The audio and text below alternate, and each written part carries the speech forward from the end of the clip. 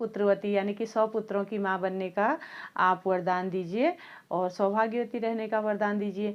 तो यमराज ने पीछा छुड़ाने के लिए तथास्तु कहा, क्योंकि सावित्री लगातार उनके पीछे पीछे चल रही थी। तो जब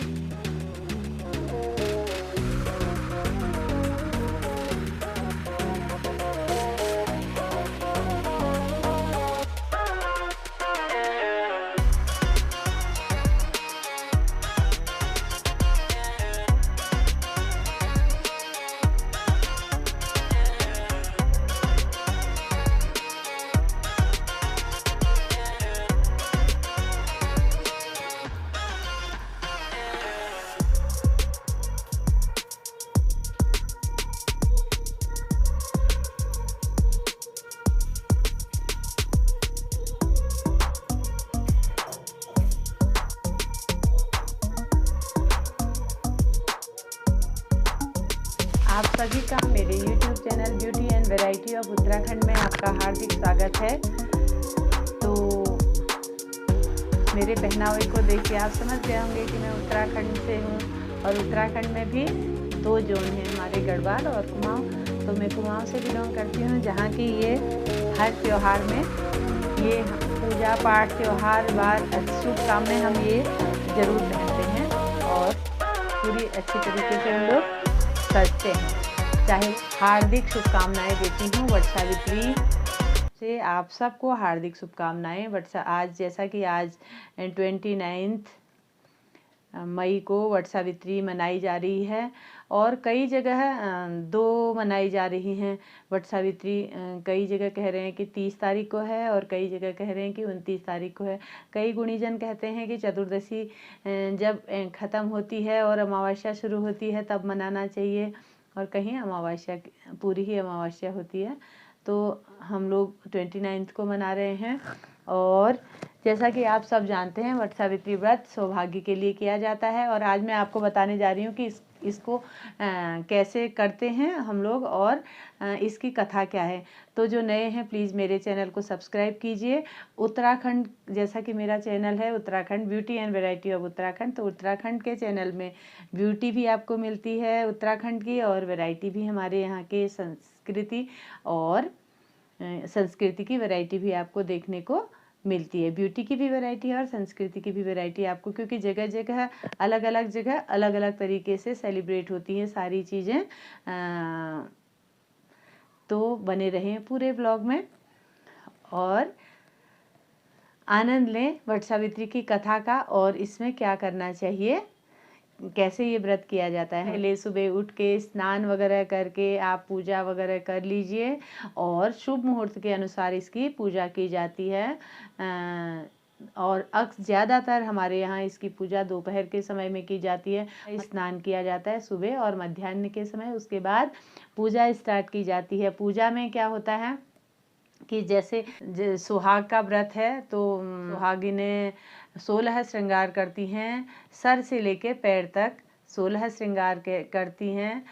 तो 16 श्रृंगार में सब कुछ आता है, मांग टीका, नथ, कान के बिंदी, काजल, नथ, झुमके, हार, कंगन, मेहंदी और पायल, साड़ी, ये इसको हम लोग पिछौड़ा बोलते हैं। ये हमारे यहाँ काफ़ी शुभ इसको माना जाता है। सिर्फ सुहागी नहीं इसको पहनती हैं, कुंवारी लड़कियाँ इसको नहीं पहनती हैं। जब शादी के दिन ये पहना जाता है, तो वट सावित्री के दिन भी हम इसको फिर पहनते हैं। शादी के बाद आप इसको हर शुभ काम में पहनते हैं। तो जैसा कि मैं बता रही थी, वट सावित्री के दिन 16 श्रृंगार किया जाता है, सर से लेके पैर तक सब नई चीज़ें धारण की जाती हैं। हालांकि सोना तो हर बार नया नहीं बनाया जाता है, जो अफोर्ड कर सकते हैं वो बनाते हैं, नहीं तो सोना ऐसी चीज़ है जिसको जो है बना हुआ उसको ही पहनते हैं। तो 16 श्रृंगार औरतें करती हैं, पूजा की जाती है। पूजा में सारी पूजन सामग्री अक्षत, रोली, चंदन, टीका, मौली और ऋतुफल, क्योंकि गर्मी का सीजन है, पानी वाले फल, खीरा, खरबूजा, आम, इस टाइप के जो शुद्ध फल माने जाते हैं वो ऋतुफल रखे जाते हैं। और दान देने के लिए आप अपनी सामर्थ्य के अनुसार साड़ी और इस टाइप के पिछौड़े, चूड़ी, कंगन, जो सोने की प्रतिमा, जो सक्षम है वो सोने की प्रतिमा, और इसी तरीके से सुहाग की सारी सामग्रियाँ पंडित जी यानी कि उनकी पत्नी के लिए ये दान किया जाता है, उनकी पत्नी को ये दिया जाता है। और सारी सुहागिनें मिलके सत्यवान और सावित्री की पूजा करती हैं। सत्यवान और सावित्री, क्योंकि सत्यवान अजर अमर रहे तो इसीलिए इस दिन सावित्री और सत्यवान की पूजा की जाती है। उसकी कथा मैं आपको सुनाने जा रही हूँ। और साथ ही साथ इसके वट के वृक्ष का बहुत महत्व है, लेकिन ज़्यादातर लोगों का ये कहना है कि 29 को ही चतुर्दशी के साथ जो अमावस्या होती है उसमें ये वट सावित्री मनाई जाती है, कृष्ण पक्ष में ये मनाई जाती है। तो चलिए सुनते हैं हम सत्यवान की कथा। तो वट सावित्री पर जो सुहागिन स्त्रियाँ होती हैं वो वट के वृक्ष की पूजा करती हैं। वृक्ष की छाया में ही देवी सावित्री ने अपने पति सत्यवान को पुनर्जीवित किया था, इसीलिए वट के वृक्ष का बहुत महत्व है। हमारे धर्म में भी पीपल का वृक्ष और वट का वृक्ष ये बहुत मतलब पवित्र माने गए हैं। में शिव का स्वरूप माना जाता है और तने में विष्णु, शाखाओं में ब्रह्मा जी निवास करते हैं और जड़ें होती हैं उसमें सावित्री का स्वरूप माना जाता है। इसलिए इसकी पूजा करने से कहते हैं कि हम सबकी सारी मनोकामनाएं पूरी होती हैं। तो चलिए सुनते हैं सत्यवान और सावित्री की कथा। अश्वपति भद्र देश के राजा थे, उनकी कोई संतान नहीं थी। संतान प्राप्ति के लिए उन्होंने 18 वर्ष तक सावित्री देवी की पूजा करी। तो सावित्री देवी के आशीर्वाद से उनको कन्या रत्न की प्राप्ति हुई। उस कन्या का नाम उन्होंने सावित्री देवी के आशीर्वाद स्वरूप सावित्री रखा।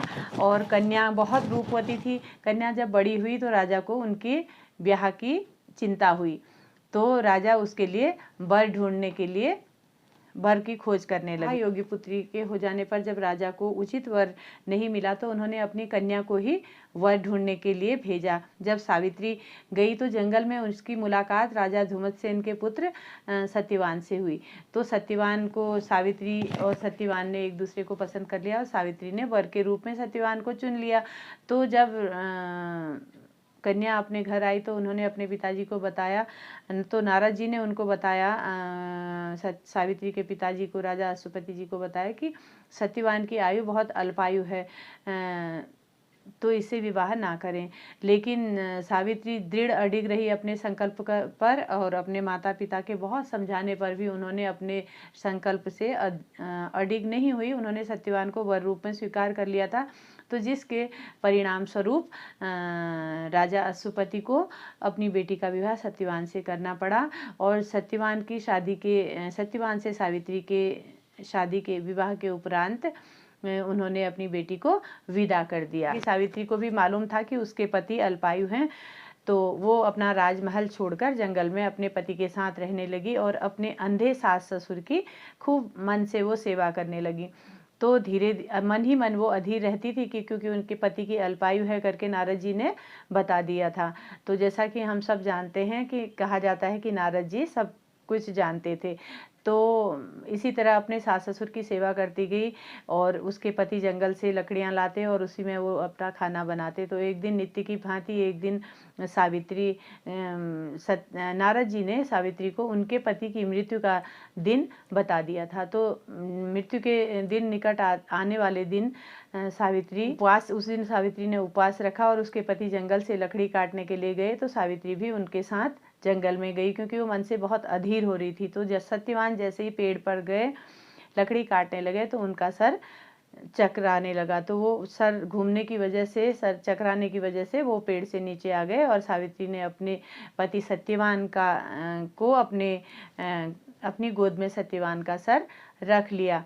और सत्यवान को धीरे धीरे मूर्छा आने लगी। और इसी समय जो यमराज हैं वो सावित्री को दिखाई दिए। तो सावित्री ने कहा, जैसा कि हम सबको मालूम है कि सावित्री ने अपने पति के प्राणों की भीख मांगी। तो यमराज ने इनकार कर दिया कि आप अपने पति के प्राणों के अलावा आप कुछ भी मांग सकते हो।